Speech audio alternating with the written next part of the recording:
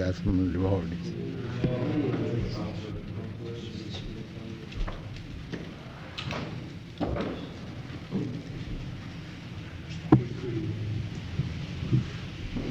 Chapter 4, verse 39, on page 131. Page? 131.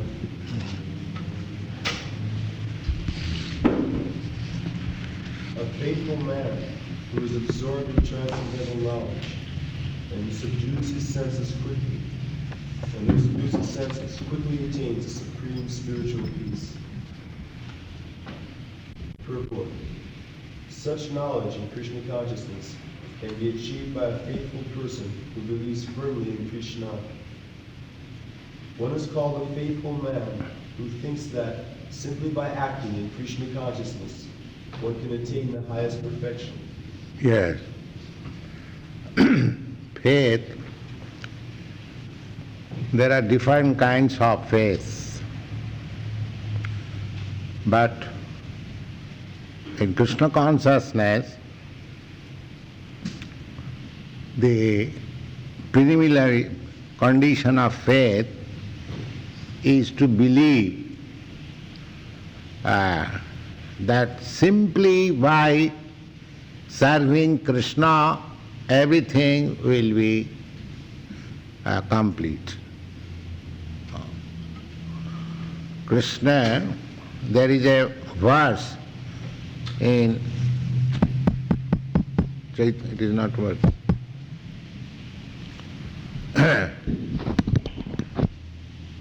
In Chaitanya Charitamrita, there is a verse, Saddha Shabde Vishwas Sudhira Nishchoy Krishne Bhakti Koile Sarva Karma Krita Hoy. There are different kinds of activities. Karma, Jnana, Yoga, especially everything, all activities are grouped under three headings. One is karma, fruitive activities. People are working to get some desired result for sense gratification. That is generally. Everyone is working to get some money, and money means to satisfy my senses, my demands of the senses. This is called karma. Then, out of many millions of such karmis or workers, one is Jnani, or a man in knowledge. When a man comes into the platform of knowledge, when he becomes frustrated by working hard and testing all results of karma, when one is not satisfied, then he comes to the platform of knowledge. Knowledge means inquiry, what I am, why I am frustrated, why I am confused, what is my position. That is the platform of knowledge. So, out of many thousands of such persons who have attained knowledge, actually, who have understood what is the position of these living entities, Brahma Bhuta, they are called liberated. And out of many thousands of such liberated persons, one can understand what is Krishna. This is the position. So, to understand this fact that simply by engaging oneself into the activities of Krishna consciousness, everything is completely done. This is called faith. Faith, strong faith, unflinching faith. That is the last instruction of Bhagavad Gita. Sarva dharman parityajya mamekang saranam. You give up all other engagement, simply surrender unto me. And that is knowledge. So one who has attained this knowledge, now this is the beginning, this is the stepping stone in Krishna consciousness. That simply one who is firmly convinced that simply by executing the duties in Krishna consciousness, my all other functions will be nicely done. So one has to understand, it is not to be accepted blindly, it is not forced upon anybody. Therefore the Bhagavad Gita is there. Try it to understand scrutinizingly with all your arguments, and you will find it is sublime. It is sublime. So a faithful man who is absorbed in transcendental knowledge, this is transcendental knowledge, that simply by discharging my duties in Krishna consciousness, all other duties will be performed. Means I will be perfect in fruitive activities, I will be perfect in knowledge, I will be perfect in mystic advancement, and I will be perfect to understand the absolute truth. This is called firm, unflinching faith. Faith, I do not mean faith by blind faith. This Bhagavad Gita is not blind faith. Everything is being explained step by step, scientifically, authoritatively. So try to understand. And if you fortunately become faithful, then your life is successful. Gone. This faith is attained by the discharge of devotional service and by chanting Hare Krishna, Krishna Krishna, Hare Hare, Hare Rama, Rama Rama, Hare Hare, which cleanses one's heart of all material dirt. Over and above this, one should control the senses. A person who is faithful and controls the senses can easily attain perfection in the knowledge of Krishna consciousness without delay. Controlling of senses means that is also knowledge. Because this materialistic life means sense gratification. So we have satisfied our senses not only in this human form of life, but in other forms of life. So, when one comes to the understanding that these sense gratification activities are useless, then he can understand. Yeah. When one understands that I have tried to satisfy myself in different kinds of sense gratification, just like people are trying the same thing which they have got at home, just like a naked woman, or they are still going to the theatre to see naked dance. You see? What is that? They have no idea. The same thing, punachar vitacharvanana, chewing the chewed, trying to find out in which naked dance there is pleasure. That's all. So, when one comes to the knowledge that I have seen so many different types of naked dance and naked woman, what I have got? What I have gained? What satisfaction is there? Why I am not satisfied? And that is knowledge. That is knowledge. Just like Billamangal Thakur. You have heard the story of Billamangal Thakur. There are many stories. So, he was very much fond of his a girlfriend prostitute. So when one night when he approached there within torrents of rain and with great difficulties, the woman was sympathetic. She said, Bilamangal, you are so much attracted with this flesh and bone.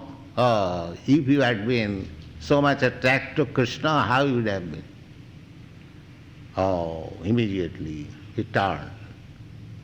Yes. So immediately went back and went to Vrindavan. So these are the points of knowledge. You see, when one is struck with that knowledge, what I have gained? I have tried life after life, hours after hours, days after days, this sense gratification. What I have got? And this is knowledge. Then searching begins. Gone. But ignorant and faithless persons who doubt the revealed scriptures go to ruin and perish. For the doubting soul, there is happiness neither in this world nor the next. Yes. One who is doubtful, he has neither happiness in this world and what to speak of the next.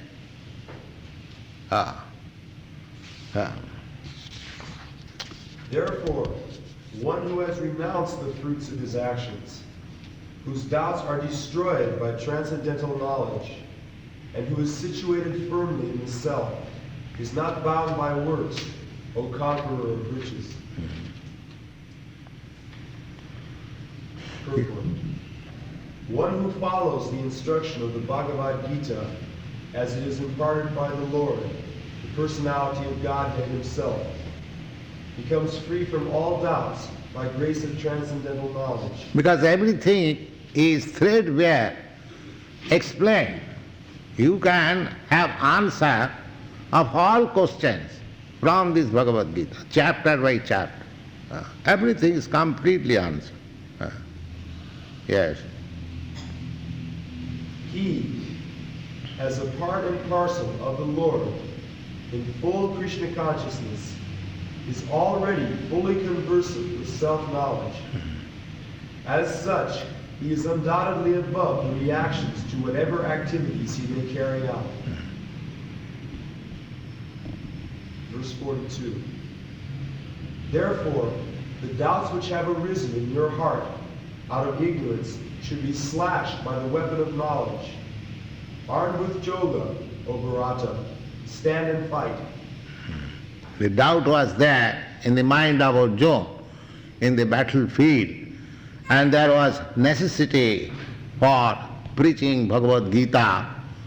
Gone. The yoga system instructed in this chapter is called Sanatana Yoga, or eternal activities performed by the living entity. This yoga has two divisions of action called sacrifices. One is called sacrifice of one's material possessions, and the other is called knowledge of self, which is pure spiritual activity. If sacrifice of one's material possessions is not dovetailed for spiritual realization, then such sacrifice becomes material.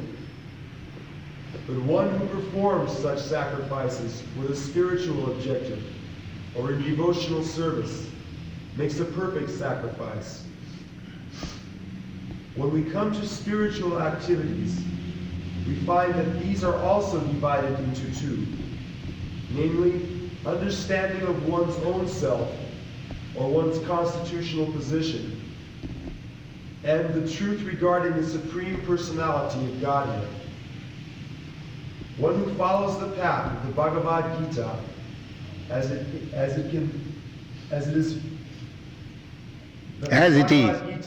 is, can very easily understand these two important divisions of spiritual knowledge. For him there is no difficulty in obtaining perfect knowledge of the self as part and parcel of the Lord. Because The subject matter of Bhagavad Gita is to know 5 things. To know what are these living entities, what is God, what is nature, and what is time, and what is work. These 5 subject matters are there. God, the living entities, the nature, the time, and the work. These things are. Everyone is engaged in some sort of work. And there is time control. Your life, my life, everyone's life is controlled by time. We have to live for so many years, no more than. They said to study time, to study our work. Then what is God? What I am? And what is this material nature? These 5 things are very nicely explained. One has to study. Then one becomes perfect in knowledge. And he can act accordingly. And such understanding is beneficial for such a person who easily understands the transcendental activities of the Lord. In the beginning of this chapter, the transcendental activities of the Lord were discussed by the Supreme Lord himself. One who does not understand the instructions of the Gita is faithless and is considered to be misusing the fragmental independence awarded to him by the Lord. In spite of such instructions, one who does not understand the real nature of the Lord as the eternal, blissful, all-knowing personality of Godhead is certainly fool number 1. This ignorance of the so-called student of the Bhagavad Gita can be removed by gradual acceptance of the principles of Krishna consciousness. Krishna consciousness is awakened by different types of sacrifice to the demigods. Sacrifice to Brahma, sacrifice in celibacy, sacrifice in household life, sacrifice in controlling the senses, sacrifice in practicing mystic yoga, sacrifice in penance, sacrifice of material possessions, sacrifice in studying the Vedas, and sacrifice in observing the scientific social institution called Varnashrama Dharma, or the divisions of the human society. All of these are known as sacrifice, but all of them are based on regulated action. And within all these sacrifices, the important factor is self-realization. One who seeks that objective is the real student of the Bhagavad Gita. Yes, self-realization, what I am. If one aims to that objective, then his study of Bhagavad Gita is nice. Yes. But one who doubts the authority of Krishna falls back. One is therefore advised to study the Bhagavad Gita or any other scripture with a bona fide spiritual master, with service and surrender. A bona fide spiritual master is in the disciplic succession from time eternal, and there is not the slightest deviation from the instruction of the personality of Godhead, as it was imparted millions of years ago to the Sun God, from whom the instruction of the Bhagavad Gita has come down to the earthly kingdom. It is not very difficult. Just like in this Bhagavad Gita, the Supreme Personality of Godhead says that He is the Supreme. And He is advising, Manmana bhava mad bhakta, just try to think of me only, always. Manmana bhava mad bhakta, and become my devotee. Madhyaji, just worship me. Mang namaskuru, just bow down unto me. So simply these 4 processes, if one can do, he says, Mame vaishyasya sangsaya, surely, without any doubt, you shall come to me. So is there any difficulty? These boys, these girls, what they are doing? Manmana bhava. They are chanting Krishna, that means thinking of Krishna. They are devotees of Krishna, they are bowing down before the deity of Krishna, they are eating Krishna prasadam. So the process is very easy. But we do not want to follow the instruction of Bhagavad Gita, but simply, falsely I am proud that I am reading Bhagavad Gita. There are so many Bhagavad Gita readers, even in your country. So many, I know. But the real instruction they will not follow. They will interpret in some way, this way, that way. Or some rascal, commentator, will also induce the reader, oh, here Krishna says that you become devotee of Krishna, it is not up to this Krishna, there is another Krishna. You see? Krishna directly says that Manmana bhava mad bhakta, and the commentator says not to Krishna. So how people can understand, you see, a misleading, misinterpretation. Otherwise, if you simply study Bhagavad Gita, you understand these 5 principles. What is God, what I am, what is material nature, and what is time, and what is work. Then you are in full knowledge. These 5 things are very nicely explained in the Bhagavad Gita. Try to understand. My dilemma, what I am. That is explained in the Bhagavad Gita. Krishna says, Mamaivangsha jiva bhuta. They are all my parts and parcels. That is nice, very nice. It is very easy to understand.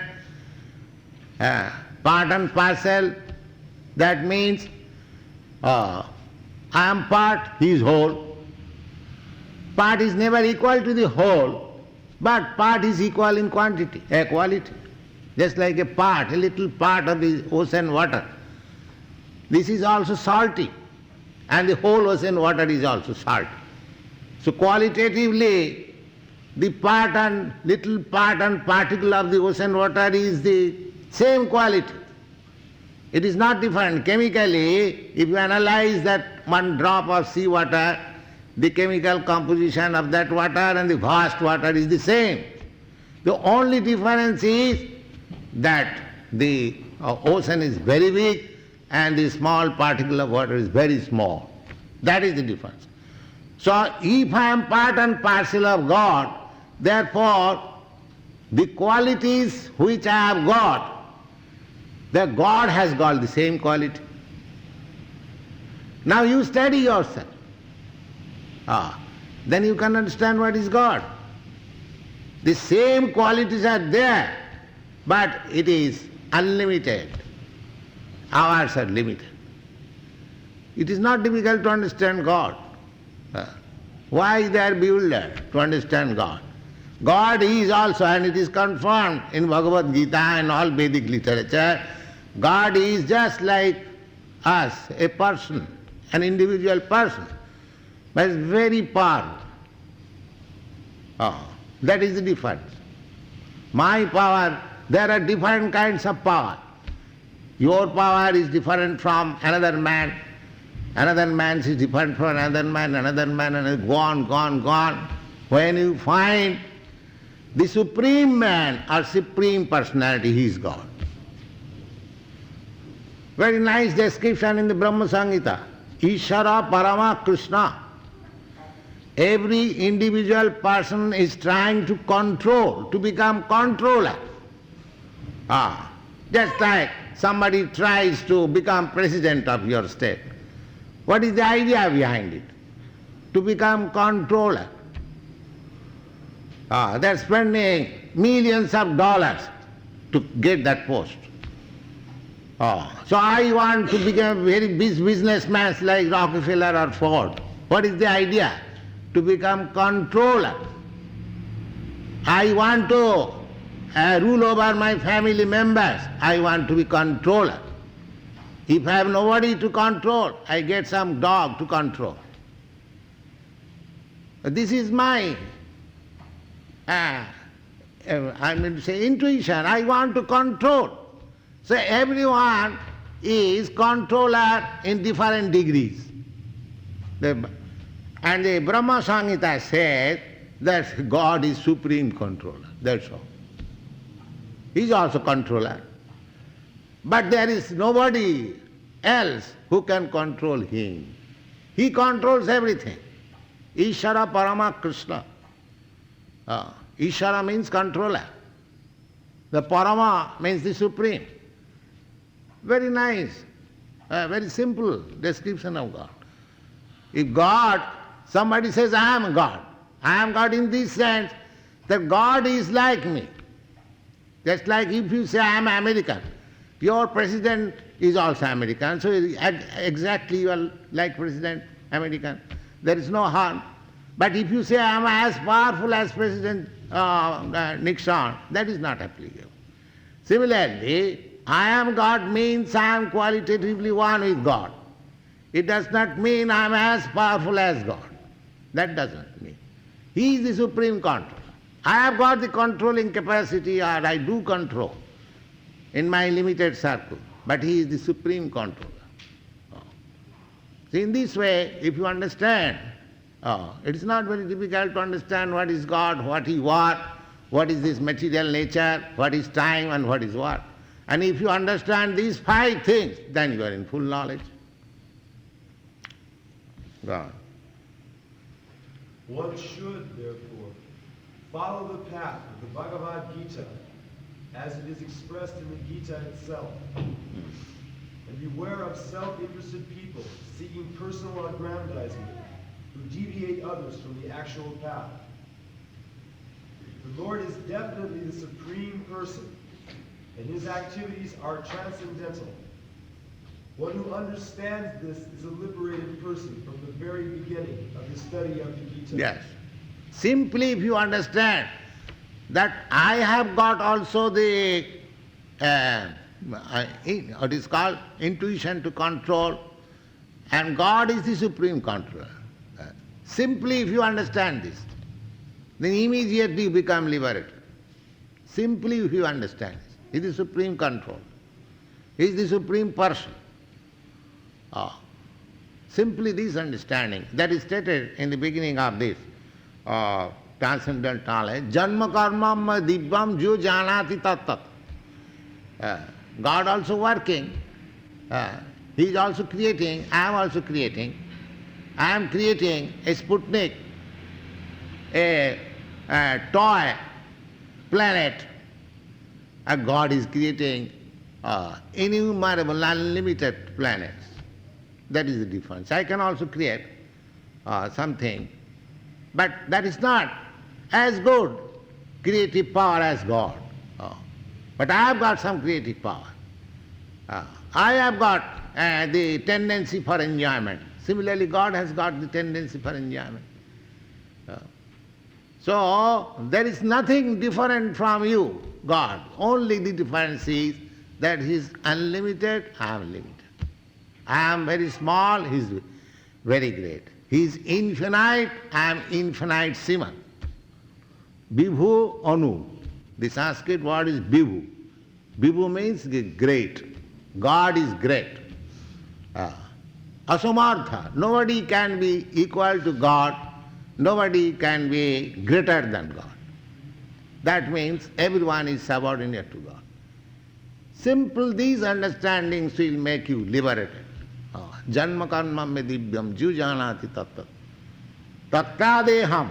This liberation means after quitting this body, you are no more going to accept any material body. You are immediately transferred to the spiritual world and you get your spiritual world. Tattadeham punarjananaiti mameti kaunta. These things are already explained. So try to understand what is God and what you are. What is this material nature? What is your relationship with material nature, with God, with others? what is this time factor, what is what, then you are in full knowledge, then you become liberated. All right. Thus end the Bhaktivedanta purports to the 4th chapter of the Srimad Bhagavad Gita in the matter of transcendental knowledge. So we shall stop here. Hare Krishna.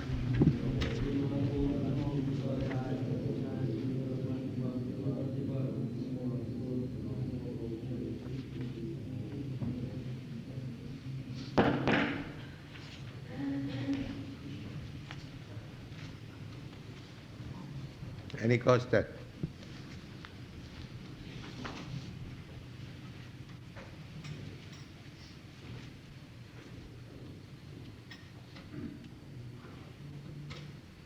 When it listed, within the Gita, it listed the different kinds of sacrifices.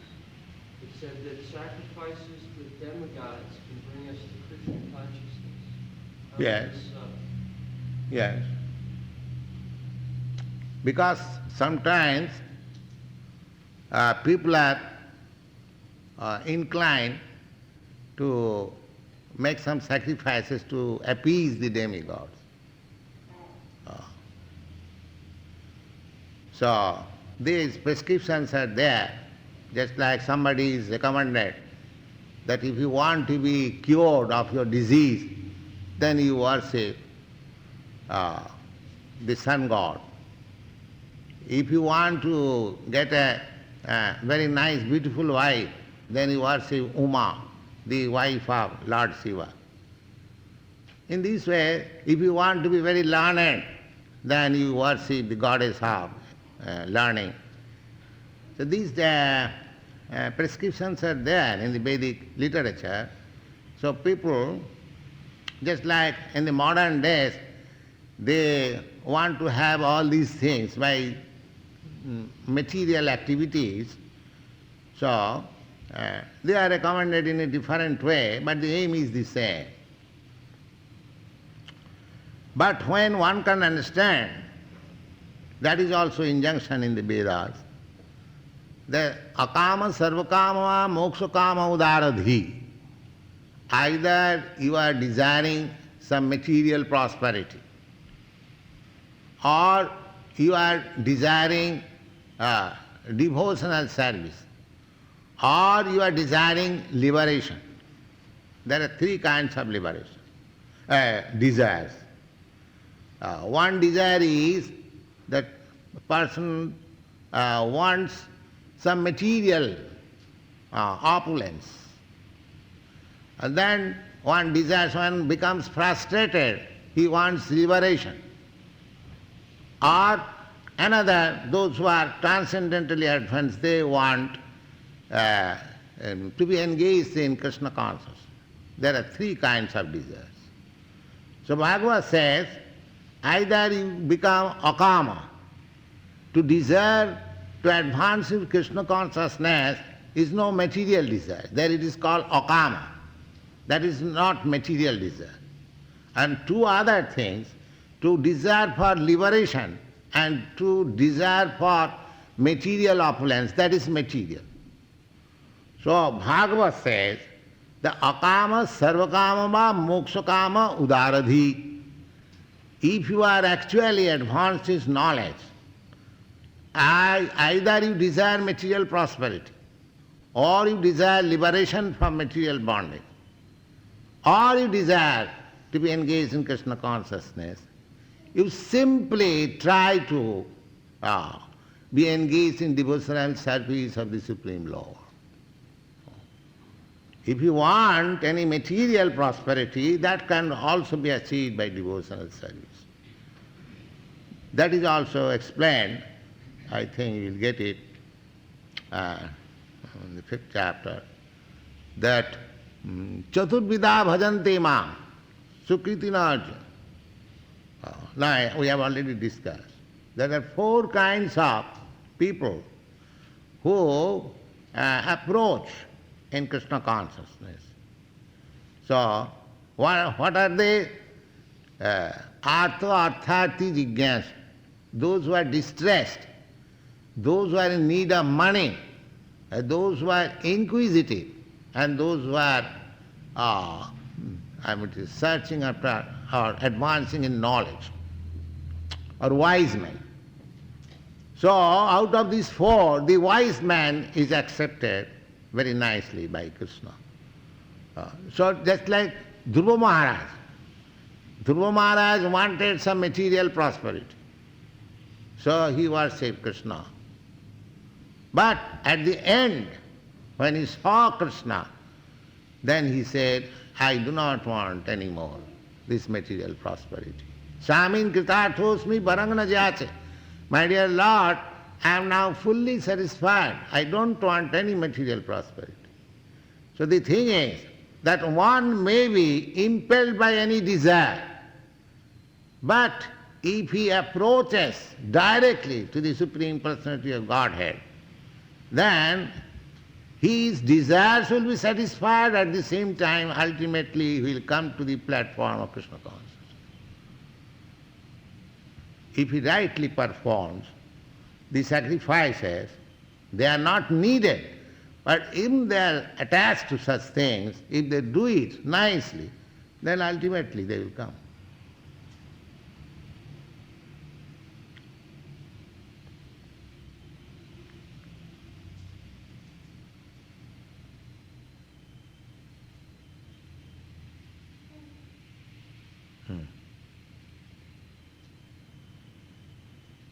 Yes, God?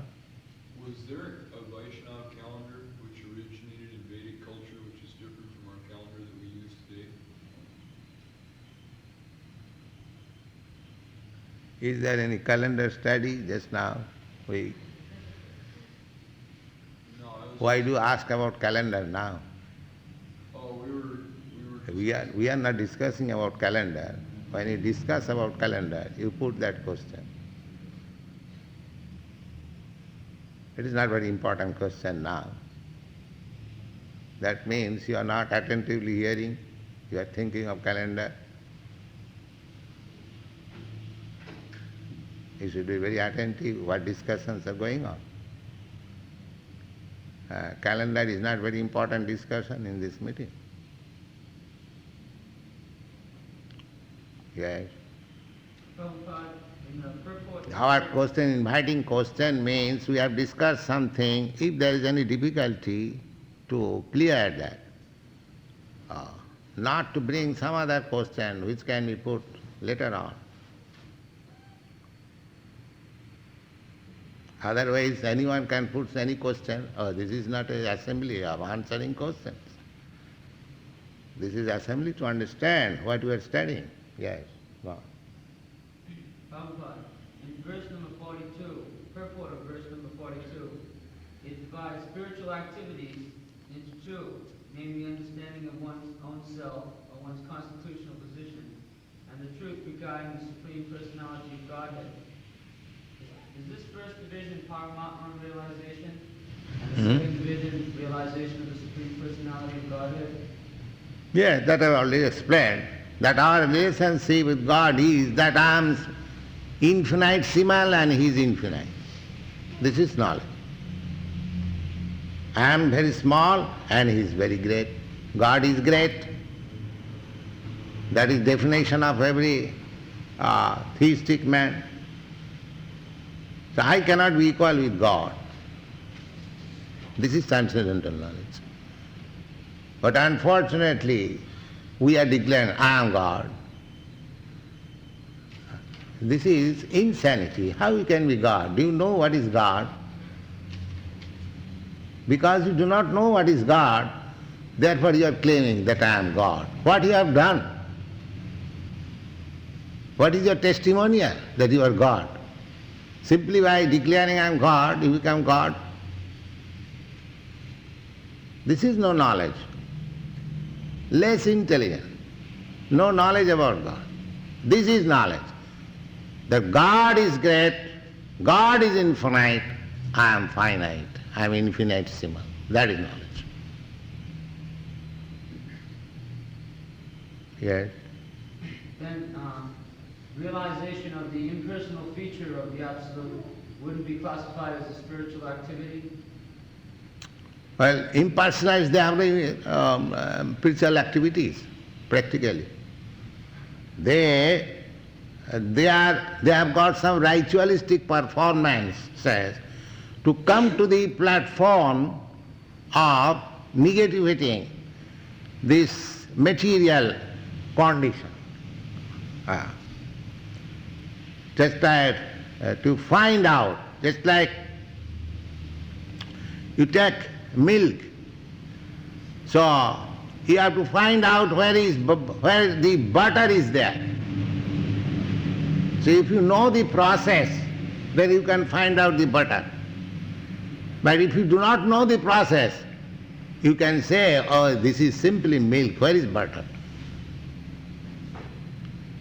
You must know the process. Similarly, the impersonalists, they think that I am Brahma, but I am not this matter. That is fact. I am spirit, I am not this matter. But that understanding is not sufficient. What is my position as spirit?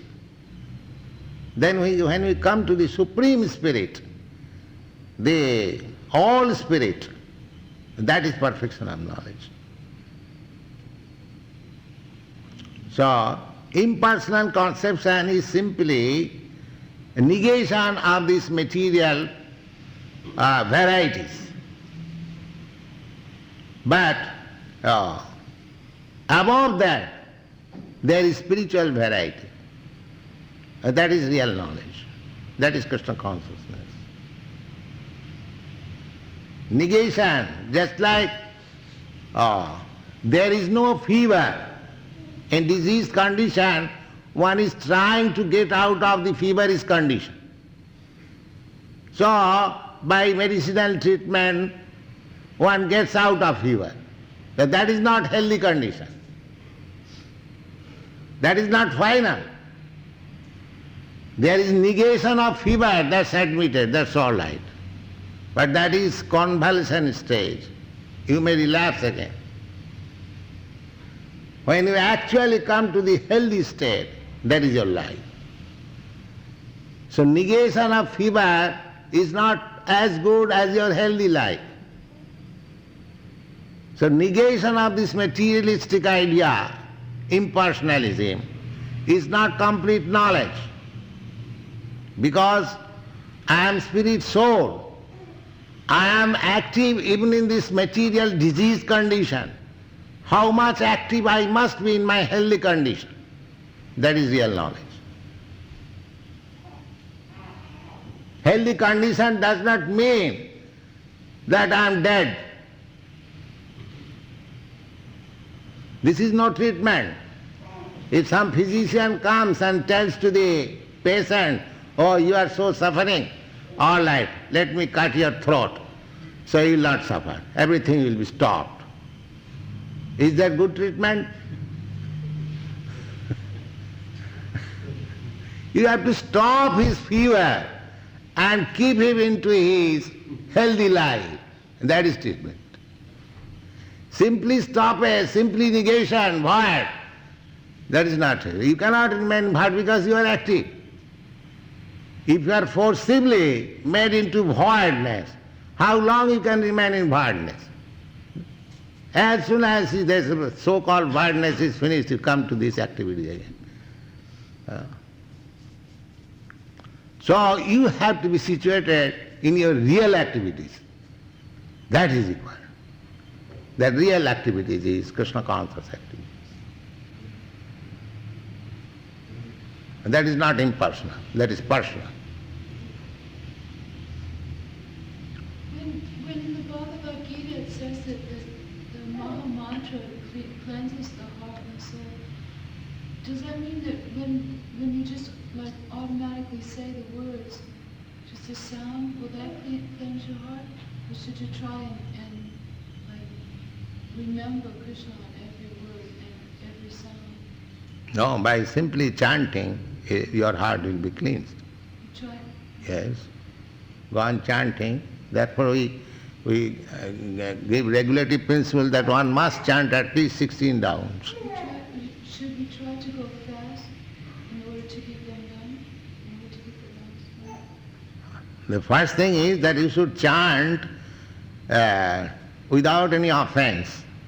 You see, in the beginning there may be so many offenses, but the chanting will be perfect when you are free from 10 kinds of offenses. You can understand those 10 kinds of offenses. I have explained several times from your God brothers.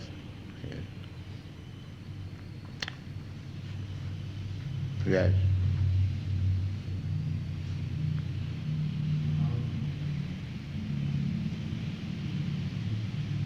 Yes. I'm new here, before, and so you'll forgive me if my questions are naive.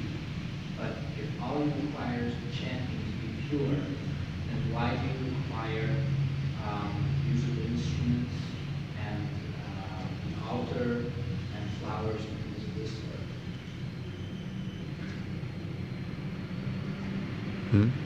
If all is required is chanting Hare Krishna, why do we have the pictures and the clothes and the instruments and the altar and the Lord Jagannath? Because you are personalist.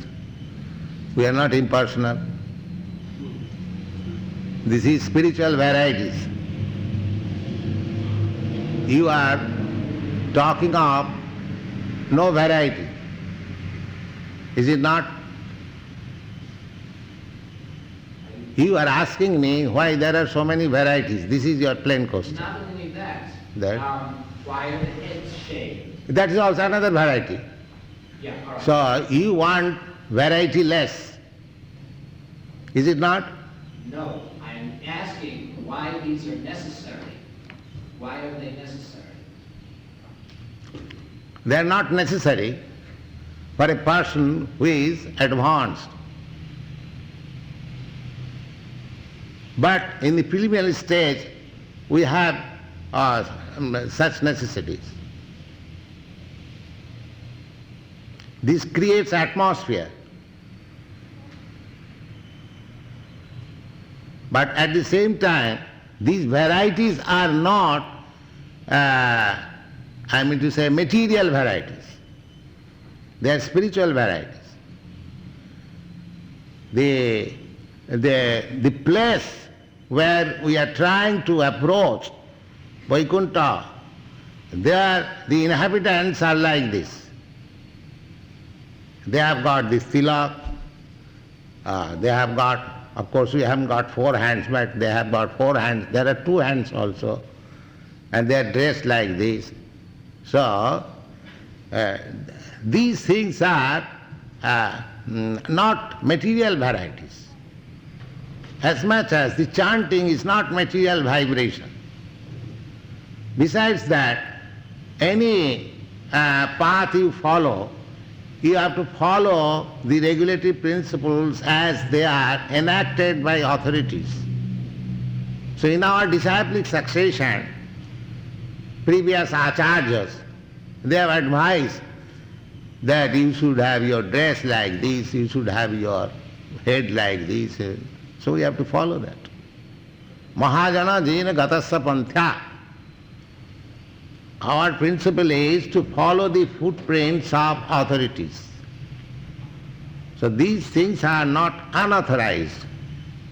These are being followed from time immemorial. This dress, this tilak, this chanting, everything. Just like you see the picture of Lord Chaitanya, we are following the same principles. This was being enacted 500 years ago. The same principle we are following. We are not introducing anything new.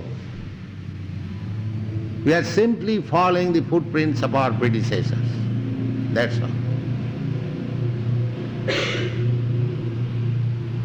Just like we are trying to understand Bhagavad Gita, just Arjuna understood. Arjuna was direct hearer from Krishna. So as he understood Bhagavad Gita, we are trying to understand in that way. Krishna said, Sarvadharman parityajya mamekang saranang braja. That you give up all other engagements, you just surrender unto me. What we are preaching, we are also saying that you surrender unto Krishna.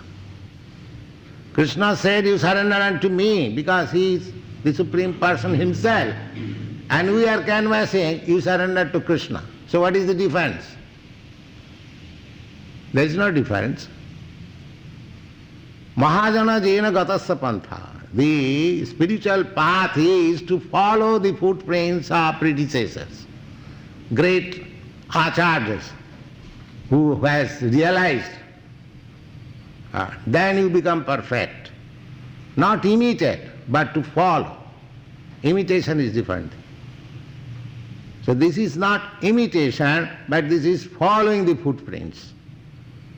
So one who wants to become devotee, he has to follow certain rules and regulations which are enacted by authorized persons in this line. We cannot deny it. Therefore there is necessity.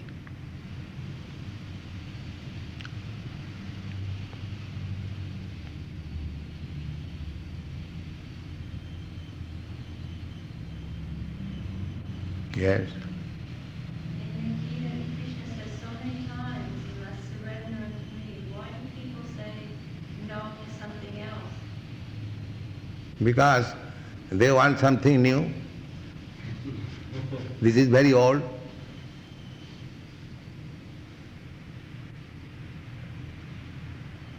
There is a song by a great dramatist in India. He is singing, একটা নতুন কিছু করো. That means you do something, invent something new. You invent something new, and then you become very popular. That is the way of modern thoughts. You invent something new. Not modern, this is going on. Just like there is version in the Vedic literature, Naso munijjasya matangna bhinnam. If you want to be a muni or a sage, you must put forward some new theory. Otherwise he is not a philosopher. A philosopher is not counted a philosopher unless he defies all other philosophers and puts some new theory. That is going on. Nasu munijjasya matangna bhinna. So whose philosophy you will accept? Every day you will find a new philosopher. So whom to follow? Therefore, out of disgust, everyone is trying to follow his own principle.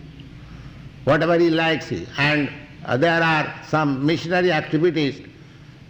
They also advocate that you can do whatever you like and you get God. So people are trying like that. But our process is different.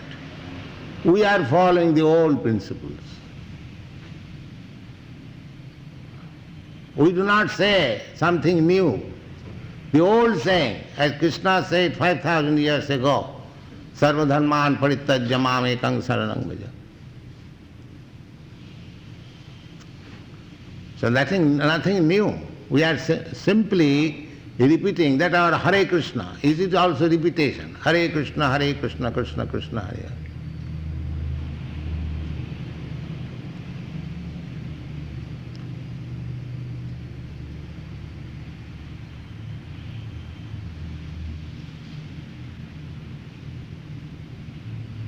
What is that English word, putting the old wine in a new bottle, or what is that?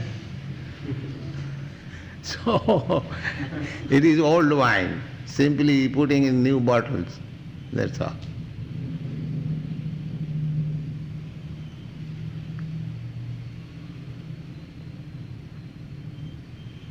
And what is new?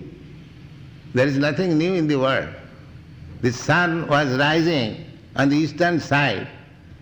Still it is rising on the eastern side.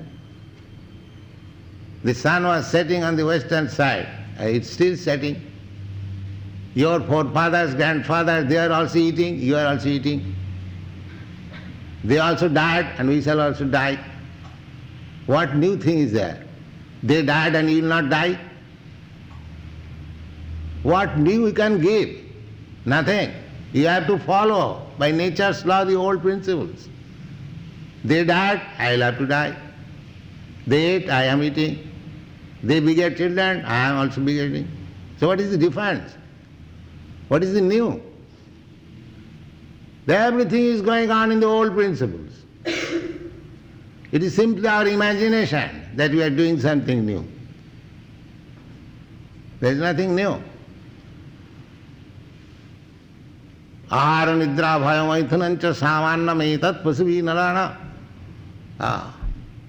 We are under such stringent laws of the nature, there is no scope for inventing something new. That is not possible. We have to follow the old principles by force, by nature's law.